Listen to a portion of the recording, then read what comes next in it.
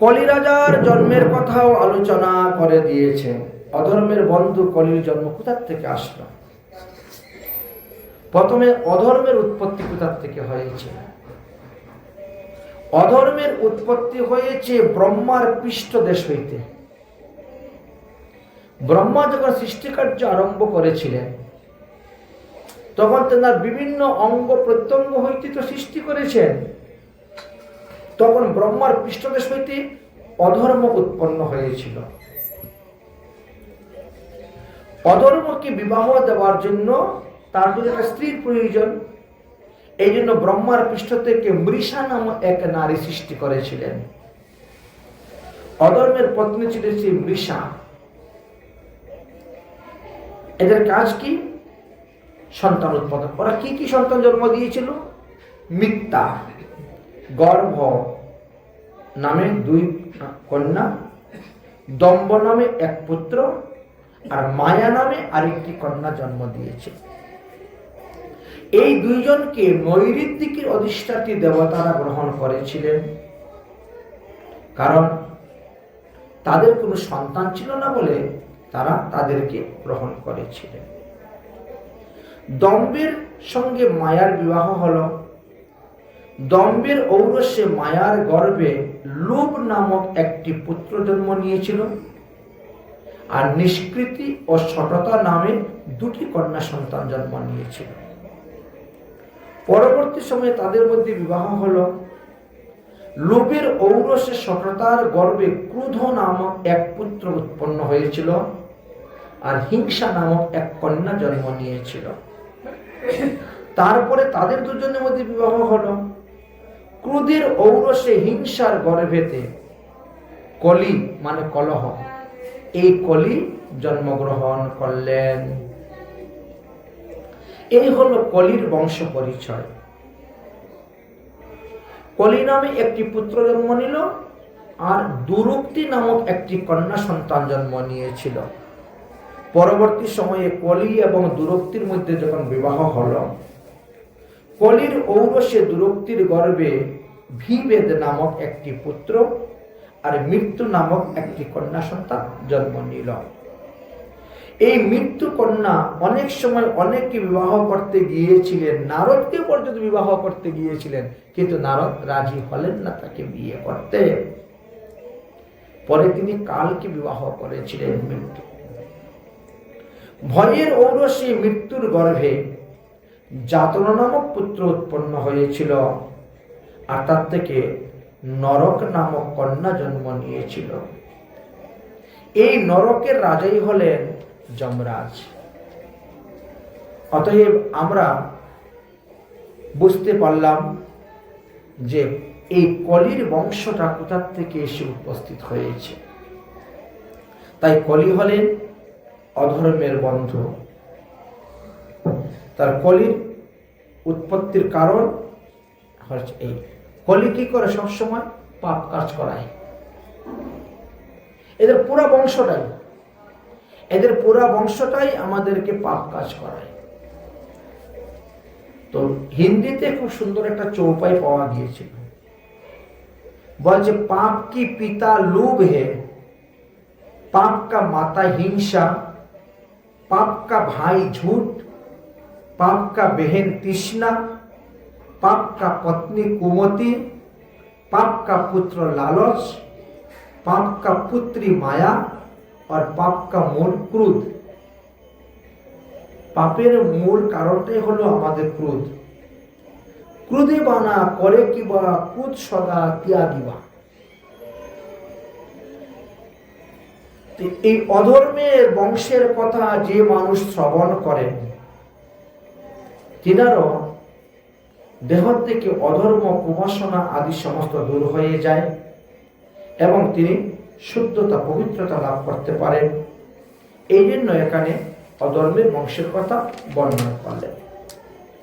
যাই হোক, কলি মহারাজ পরীক্ষিতের কাছে কথা দেওয়া, পরীক্ষিত যতদিন জীবিত থাকবে ধর্ম প্রচার করতে পারবে না, এবং পরীক্ষিত বলছেন আমার রাজ্যের সীমানার বাইরে তুমি অন্যত্র তোমার ধর্ম তুমি প্রচার করো। তো কলি যেখানে যাচ্ছেন সেখানেই পরীক্ষিতকে দেখতে পাচ্ছেন বলে তিনি আবার এসে উপস্থিত হয়েছেন পরীক্ষিতের চরণে। হে মহারাজ পরীক্ষিত, আপনি তো শশাঙ্করা পৃথিবীর রাজা, তাই যেখানে যাচ্ছি সেখানে আপনাকে দেখতে পাচ্ছি তিল ঢাল তৌরাল নিয়ে দাঁড়িয়ে আছেন আমাকে বধ করার জন্য। যে শান্তি মতে কোথায়ও দাঁড়িয়ে আমি আমার অধর্ম প্রচার করতে পারছি না, অথচ কলিযুগে 30 বছর গত হয়ে গিয়েছে। আমাকে আমার কার্য করার স্বাধীনতাটা দিন, আমি যাতে আমার কাজ করতে পারি। অন্ততপক্ষে কয়েকটা স্থান দেন যেখানে থাকলে আপনাকে দেখতে পাই না, ভয় থাকে না। ভয় ভীতি মনে নিয়ে তো কাজ করা যায় না। ঠিক আছে। পরীক্ষিত মহারাজ বললেন, যেখানে জুয়া খেলা হয় যাও সেখানে গিয়ে থাকো, তুমি আমাকে ওখানে দেখতে পাবে না, কারণ আমি কখনো জুয়া খেলি না, যাও। দ্বিতীয়ত স্থান, যেখানে মদ্যপান হয়ে যাও সেখানে গিয়ে থাকো, ওখানে তুমি আমাকে দেখতে পাবে না, আমি কখনো মদ্যপান করি না। আচ্ছা ঠিক আছে। তৃতীয় স্থান, বেশ্যালয়, যাও বেশ্যালয়ে গিয়ে থাকো, আমি কখনো বেশ্যালয়ে গমন করি নাই, অতএব ওখানে তুমি আমাকে দেখতে পাবে না। চতুর্থ স্থান, পশু হিংসা, যেখানে জীব হত্যা হয়, প্রাণী হিংসা হয়, পশু হত্যা হয়, কসাইখানা, যাও ওখানে গিয়ে থাকো, তুমি আমাকে দেখতে পাবে না। এই তো 4টি স্থান কলি পেলেন পরীক্ষিত রাজার কাছ থেকে। 4 স্থানে তিনি সুখে বাস করতে শুরু করলেন, তিনি তার অধর্ম প্রচার করতে শুরু করলেন। কিন্তু তিনি তার ইচ্ছা যত তাড়াতাড়ি করে সমস্ত পৃথিবীটা আমি গ্রাস করব, কিন্তু পাচ্ছি না তো পরীক্ষিতের জন্য। তো 4টা যে স্থান, 4টা স্থানে নিকৃষ্ট স্থান, ভালো কোনো স্থান নাই। তাহলে পরীক্ষিতকে মারবো আমি কেমন করে? পরীক্ষিতকে না মারা পর্যন্ত আমি আমার অধর্ম প্রচার করতে পারবো না। তাই একদিন কলি আবার এসে উপস্থিত হয়েছেন। একই কলি, তুমি আবার আসলে কেন? প্রভু, আপনি যে আমাকে 4টা স্থান দিয়েছেন, একেবারে নিকৃষ্ট স্থান 4টাই। অন্ততপক্ষে একটা ভালো স্থান আমাকে দেন থাকার জন্য। দৈবক্রমে মুখ ফিসকে বেরিয়ে গিয়েছিল সুবর্ণ কথাটা। যেই সুবর্ণ কথাটা বেরিয়েছে, কলি তো তখন প্রসন্ন। তাহলে সোনার মধ্যেও আমার স্থান আছে, স্বর্ণের মধ্যে। পরীক্ষিতের মাথার মধ্যে স্বর্ণের মুকুট, হাতের মধ্যে স্বর্ণের আংটি, গলার মধ্যে স্বর্ণের চেন, আর যাবে কোথায়? এবার আমি তোমার মাথা নষ্ট করব। কিন্তু কলি শত চেষ্টা করা সত্ত্বেও পরীক্ষিতের মাথায় উঠতে পারলেন না। কেন পারলেন না?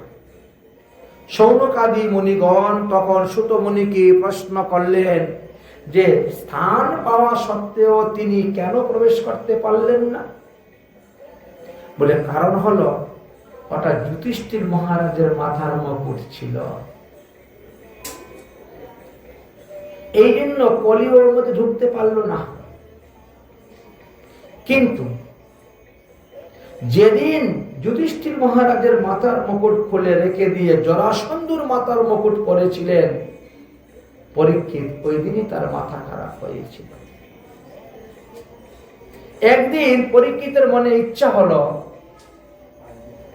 যে আমার দাদুরা খাজানা করে কি কি সম্পত্তি রেখে গিয়েছেন, যদি কখনো দেশে দুর্ভিক্ষ আসে আমি কি প্রজাদেরকে রক্ষা করতে পারবো?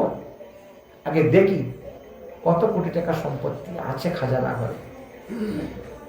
ওই খাজানা ঘর যখন খুলেছেন তখন দেখতে পেলেন এক বিশাল মুকুট, সুন্দরী, এত সুন্দর মুকুটটা, ওটা মাথায় দিয়ে আজকে রাজকার্য করব।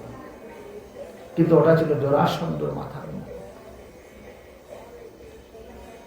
যুধিষ্ঠির মহারাজের মুকুটটা খুলে রেখে দিলেন, আর জরাসন্ধুর মাথার মুকুট পড়লেন, সঙ্গে সঙ্গে কলি ঢুকে গেল। কলি ঢুকে গেল। কলি ঢুকলো, এবার পাপাচরণের চিন্তা এসে গেল, পাপ বৃত্তি। আমি রাজা হইলাম, এত বছর হলো, কিন্তু আজ পর্যন্ত কোনোদিন আমি মৃগয়া করতে গেলাম না। রাজাদের এটা একটা বিরাট খেলা, হরিণ শিকার করা, মৃগয়া।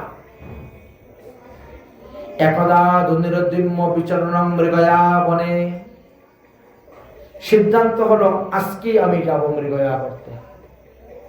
সবাই তো অবাক, কি, কিন্তু রাজার উপরে কথা বলার তার সাহস নেই। সবাই মিলে মৃগয়া করার জন্য রওনা হলেন। মৃগানু অনুগত শান্ত ক্ষুধিত তৃষ্ণার্ত ভীষণ। মৃগের পিছনে দৌড়তে দৌড়তে, মৃগের অনুসরণ করতে গিয়ে তিনি অত্যন্ত ক্লান্ত, পরিশ্রান্ত, পিপাসাযুক্ত এবং ক্ষুধার্ত হয়ে গিয়েছিলেন। যে কর্ম কোনোদিন কোনো অভ্যাস নেই, সেই কর্ম করতে গেলে তো তার একটু আসবেই সমস্যা। কিন্তু উপযুক্ত জলপান করার মতো পরিবেশ কোথায় পাচ্ছেন না। জঙ্গলের মধ্যে হঠাৎ দেখতে পেলেন একজন ঋষির আশ্রম দেখা যাচ্ছে। সেটা সৌমুখ মুনির আশ্রম।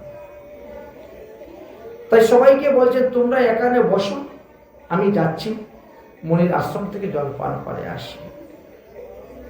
গিয়ে দেখেন ঋষি সমাধিস্থ হয়ে বসে আছে। কিন্তু রাজার মনে তখন কি ছিল, হয়তো আমার সঙ্গে কথা না বলার জন্য মনে হয় চক্ষু বন্ধ করে বসে আছে, কারণ বারবার ডাকা সত্ত্বেও তিনি আমার কথার উত্তর দিচ্ছেন না। রাজারা তো সবাই দেখতো না। মহাপ্রভু দেখেন না প্রতাপরুদ্রকে, মহাপ্রভু প্রতাপরুদ্রকে এত সহজে কৃপা করেন নাই। নিত্যানন্দ প্রভু অনুরোধ করেছেন, সার্বভৌম ভট্টাচার্য অনুরোধ করেছেন, রায় রামানন্দ অনুরোধ করেছেন। না, রাজদর্শন করা বিশ্বা দর্শন করা সমান। আমি রাজদর্শন করব, কি অবস্থা। তো এই জন্য মনে হয় চক্ষু বন্ধ করে আছে। কি মনে হলো, হঠাৎ দেখে পাশে একটা মৃত সাপ পড়ে আছে, দেখি তো ওটা ওনার গলার মধ্যে ঝুলিয়ে দিয়ে, যদি তিনি আমাকে দেখে চক্ষু বন্ধের অভিনয় করে সাপ গলায় দিলে তো এমনি লাভ দিয়ে উঠবেন। এই পরীক্ষা সৌমুখ মুনিকে পরীক্ষা করার জন্য সৌমুখ মুনির গলাতে একটি সাপ দিয়ে দিলেন। প্রথমে কয়েকবার জল প্রার্থনা করেছিলেন, হে মুনিবর, আমার জল পিপাসা পেয়েছে, আমাকে জল পান করাও, আমাকে জল খেতে দাও, জল পান করাও। শুনলেন, তখনই তিনি সাপটা দিলেন। কিন্তু দূরেতে থেকে অনেক ঋষি বালকরা দেখতেছে, দেখলো পরে কি সাপ দিয়ে চলে গেছে। ওরা গিয়ে তখন সৌমিক মুনির পুত্র সিংহীকে বলছে, সিংহী তখন কৌশিক নদীর তীরে খেলা করছেন অনেক অনেক বালকদের সঙ্গে। আরে সিংহী, জন্মের পর থেকে তো মাকে পাস নাই, দেখিস নাই, আর আজকে থেকে বাবাকেও তুই হারাবি। কেন? বলে এক রাজবেশধারী ব্যক্তি তোমাদের আশ্রমে গিয়েছে, আর তোমার বাবার গলাতে না একটা সর্প ঝুলিয়ে দিয়েছে। এখন ওই সর্প যদি ছুবল মারে, তো তোমার বাবা কে বাঁচবে? বাবা তো মরে যাবে। অতএব তুমি আজকে থেকে একেবারে এতিম হয়ে গেলে। মাকে আগে হারিয়েছো, এখন বাবাকে হারাবে। ওই বালকদের মুখের এই কথা শুনে সিংহীর হয়ে গেল ক্রোধ। তিনি তো কৌশিক নদীর তীরে খেলা করছিলেন, ওখান থেকে হাতে জল নিয়ে সংকল্প নিয়ে নিলেন। কি সংকল্প? লঙ্ঘিত মর্যাদা তক্ষত শক্ত অহন্যী। যে রাজা আমার বাবার গলাতে সাপ দিয়েছে, সে ব্রাহ্মণদের অমর্যাদা করেছে। একজন ক্ষত্রিয় হয়ে ব্রাহ্মণকে অমর্যাদা করেছে। অতএব মর্যাদা লঙ্ঘন ব্যক্তিকে আমি অভিসম্পাদ দিচ্ছি, সে কুলাঙ্গার রাজাকে আমি অভিসম্পাদ দিচ্ছি। সপ্তম দিবসে তক্ষক নাগ ধ্বংসন করবে, আর তার সমস্ত শরীর ভস্মীভূত হয়ে চলে যাবে, শেষ, মারা যাবে। এত বড় অভিসম্পাদ দিয়েছিলেন। অভিসম্পাদ দেওয়ার পরে তিনি পিতাজি পিতাজি বলে সেখান থেকে কান্না করতে করতে করতে করতে আশ্রমে এসে উপস্থিত হয়েছেন। পুত্রের ক্রন্দন কানের মধ্যে প্রবেশ হলো, সমাধি ভঙ্গ হলো। তিনি সর্প দেখেন, মৃত সর্প, গলা থেকে ফেলে দিলেন। সৌমিক মুনির কাছে সিঙ্গি মুনি তখন সমস্ত ঘটনা খুলে বললেন। শোনার পরে বলছেন, রাজা তুমি ভুল করেছ পুত্র। রাজা তো আমাদের বাড়িতে অতিথি এসেছিল, অতিথির সৎকাজ করা তো আমাদের কর্তব্য, কিন্তু তাকে তিরস্কার করা তো আমাদের উচিত নয়, তাকে অভিশাপ দেওয়া আমাদের উচিত নয়। এইরকম রাজা পৃথিবীতে আর দ্বিতীয় কেউ পাওয়া যাবে না। হে পুত্র, তুমি বড় ভুল করেছ। বড় চিন্তার মধ্যে পড়ে গেলেন। ভগবানের কাছে হাত জোড় করে ক্ষমা চাচ্ছেন, হে ভগবান, তোমার প্রিয় ভক্ত পরীক্ষিতকে আমার অপক্ষ বুদ্ধি বালক সিঙ্গি অভিসম্পাদ দিয়েছে, অতএব তার অপরাধ ক্ষমা করে। আর গৌর বসু নামে তিনার একজন প্রধান শিষ্য ছিল, তাকে বলছেন, যাও তুমি গিয়ে পরীক্ষিতকে বলো আর মাত্র 7 দিন সময় আছে, 7 দিনের মধ্যে ভগবত পাদপদ্ম লাভ করার উপায় যেন তিনি বের করে নেন। গৌর বসু রওনা হয়েছে। পরীক্ষিত মহারাজ স্বভবনে আসার পরে মাথার থেকে যখন মুকুটটা খুলে রেখেছেন, সঙ্গে সঙ্গে সুবুদ্ধি এসে গেছে। আহা, আমি কি করলাম? আমার বংশের কেউ কোনোদিন কোনো ব্রাহ্মণকে অমর্যাদা করেন নাই, কিন্তু আজ আমি একজন ঋষির গলায় সাপ ঝুলিয়ে দিলাম, এত বড় অমর্যাদা করলাম। আহা, বিশাল অপরাধ হয়ে গেছে। নিশ্চয়ই এই পাপের ফল আমাকে ভোগ করতে হবে। কথাটা শেষ হতে না হতে গৌর বসু এসে উপস্থিত। হে মহারাজ পরীক্ষিত, আপনি আমার গুরুদেবের আশ্রমে গিয়েছিলেন, আমার গুরুদেবের গলায় সর্প ঝুলিয়ে দিয়েছেন, তাই গুরুপুত্র সিঙ্গি আপনাকে অভিসম্পাদ দিয়েছে, আগামী 7ম দিবসে তক্ষক ধ্বংসনে আপনার মৃত্যু। তাই 7 দিনের মধ্যে যেভাবে ভগবত পাদপদ্ম লাভ করা যায় তার ব্যবস্থা করুন। শোনার সঙ্গে সঙ্গে তিনি জনমজয়কে রাজগদ্দিতে বসিয়ে রাজ্য অভিষেক করিয়ে দিলেন। স্ত্রী পুত্র রাজ্যের সমস্ত মায়া মমতা ত্যাগ করে উপবেশন, পরিবেশনের জন্য তিনি গঙ্গার তীরে গিয়ে উপস্থিত হয়ে গেলেন। সংকল্প করেছিলেন কি, মৌন ব্রত ধারণ করে কারোর সঙ্গে কথা না বলে 7 দিন শুধু খালি হরি ভজন করে করে দেহকে নাশ করে। গঙ্গার তরে দক্ষিণমুখী উত্তরমুখী হয়ে তিনি বসে গেলেন। কিন্তু কথাটা অল্প সময়ের মধ্যে চতুর্দিকে প্রচার হয়ে গিয়েছিল যে 7 দিন পরে পরীক্ষিতের মৃত্যু। সেই সময়ে অনেক সাধুসন্ত মহাত্মারা তীর্থ ভ্রমণে বেরিয়েছিলেন।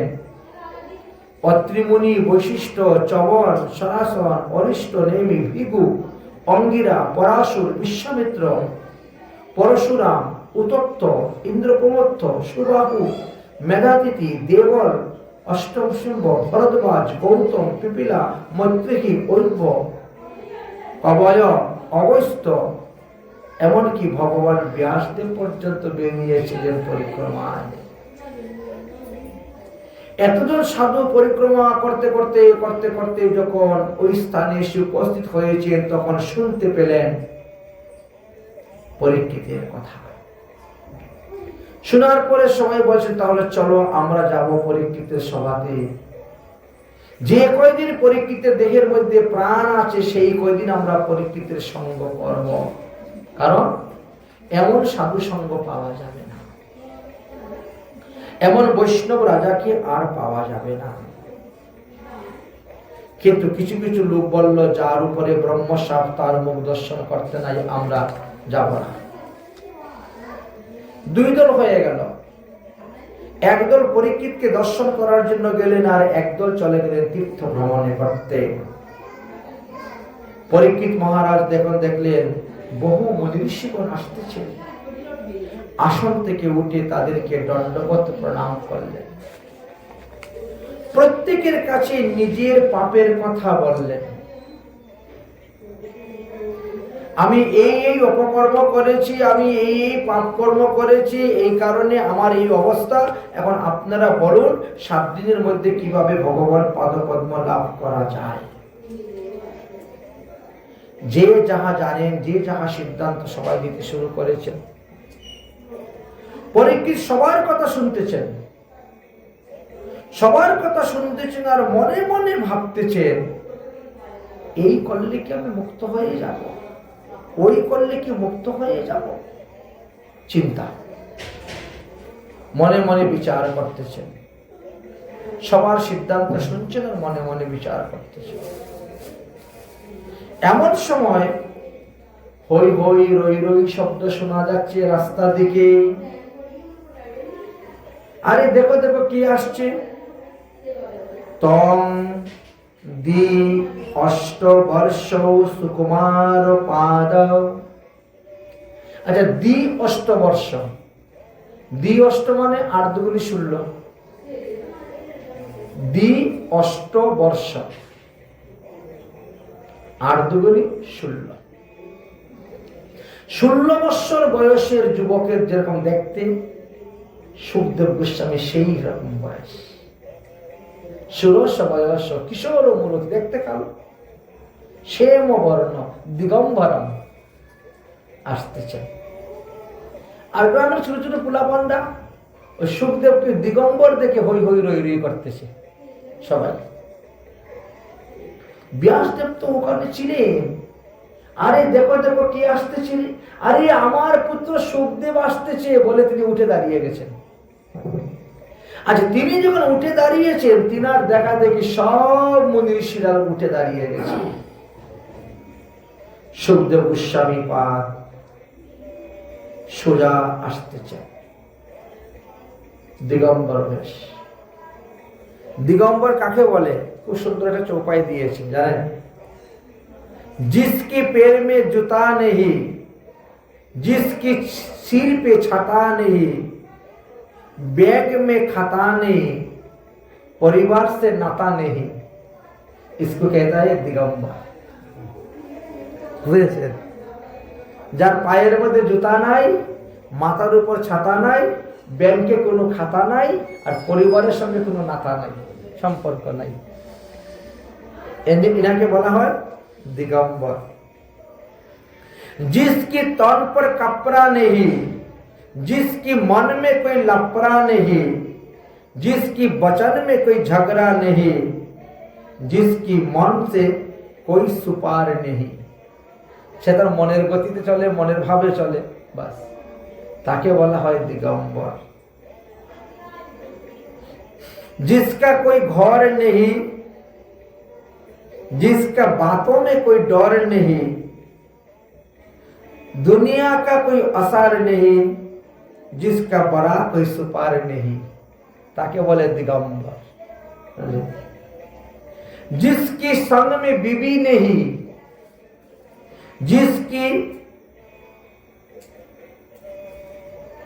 जिसके साथ में टीवी नहीं, आमिरी गरीबी नहीं, और नाश्ताते जिलाबी नहीं, এ হলো দিগম্বর।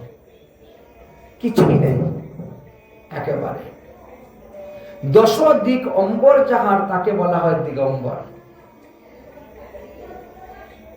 যখন এসে উপস্থিত হয়েছে সবাই, তখন তিনাকে দণ্ডবত প্রণাম করলেন। আচ্ছা, ব্যাসদেব পিতা হয়ে পুত্রকে প্রণাম করলেন, আশ্চর্য কথা। ব্যাসের বাবা পরাশর মুনি দাদু হয়ে নাতিকে প্রণাম করলেন, কারণ নাতি যে স্তরে গিয়েছে আমি সেই স্তরে যেতে পারি নাই। বুঝেছেন স্তরটা?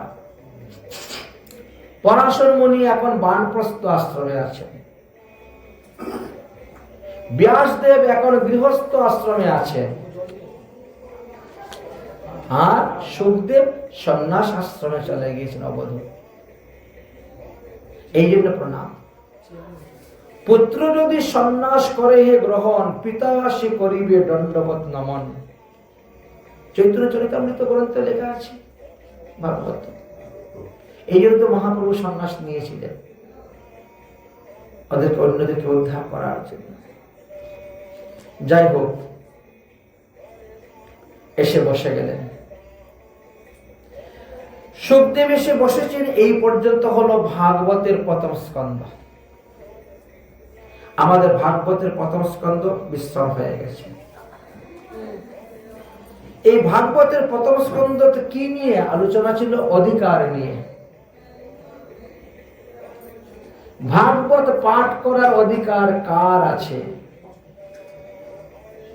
ভাগবত শ্রবণ করার অধিকার কার আছে? এই অধিকার নিয়ে আলোচনা হলো এই প্রথম স্কন্ধ। তার ভাগবত পাঠের অধিকার আমরা সুখদেবকে পেলাম, আর শ্রবণের জন্য পরীক্ষিত মহারাজকে পাব। এখন বলছে শ্রোতা, ভাগবত কথা তো অনেকেই শ্রবণ করেন, তো ভাগবতের শ্রোতাকে 12 ভাগে ভাগ করা হয়েছে। ভাগবত শ্রোতা 12 প্রকার আছে। তাদেরকে 3 ভাগে ভাগ করা হয়েছে: উত্তম শ্রোতা, মধ্যম শ্রোতা, কনিষ্ঠ শ্রোতা। উত্তম শ্রোতার উদাহরণ দিতে গিয়ে বলছেন চাতক পাখির সঙ্গে তুলনা দেওয়া হয়েছে, হংস শ্রোতার সঙ্গে তুলনা দেওয়া হয়েছে, সুখ শ্রোতার সঙ্গে তুলনা দেওয়া হয়েছে, আর মীন শ্রোতার সঙ্গে তুলনা দেওয়া হয়েছে। এই 4 ধরনের শ্রোতাকে বলা হয়েছে উত্তম শ্রোতা। চাতক পাখির সঙ্গে কেন তুলনা দিয়েছেন? বলে চাতক পাখি বৃষ্টির জল ছাড়া অন্য জল পান করে না, তাই না? অন্য জল পান করে না। তাই এক ধরনের শ্রোতা আছে, তারা কৃষ্ণ কথা ছাড়া অন্য কথা শুনতে চায় না। এই জন্য এদের হলো চাতক শ্রোতা। আরেক ধরনের শ্রোতাকে বলা হচ্ছে হংস শ্রোতা। কেন? আপনি যদি দুধ আর জল একসঙ্গে মিশ্রিত করে কোনো রাজহংসকে দেন খেতে, তাহলে ও দুধটা পান করে চলে যায়, জলটা থেকে যায়।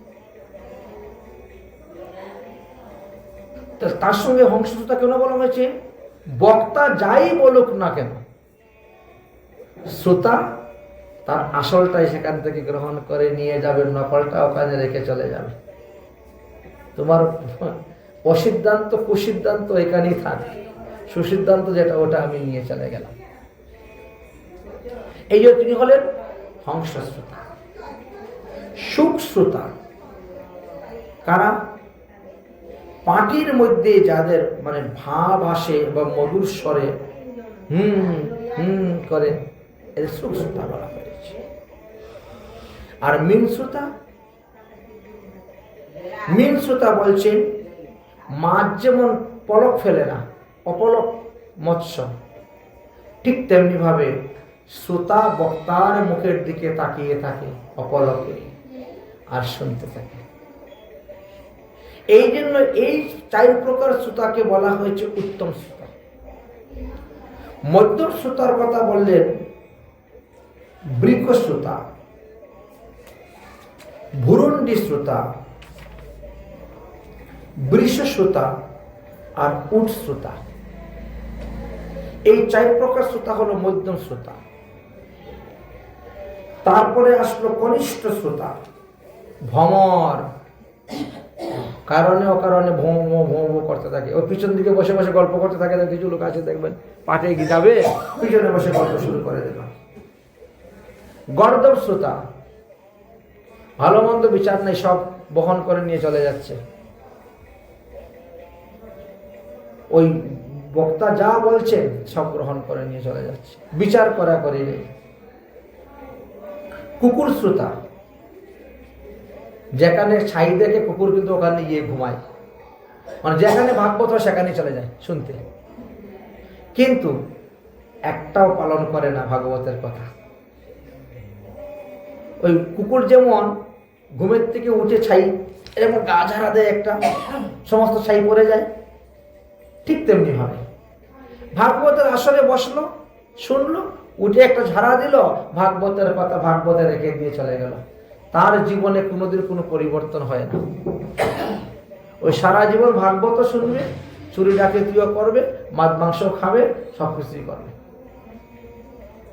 এরকম কিছু শ্রোতা আছে, তারা সারা জীবন ভাগবত করে, চৈতন্য চরিতামৃত মুখস্থ, চৈতন্য ভাগবত মুখস্থ, গীতা মুখস্থ, কিন্তু একটু সদাচার নেই।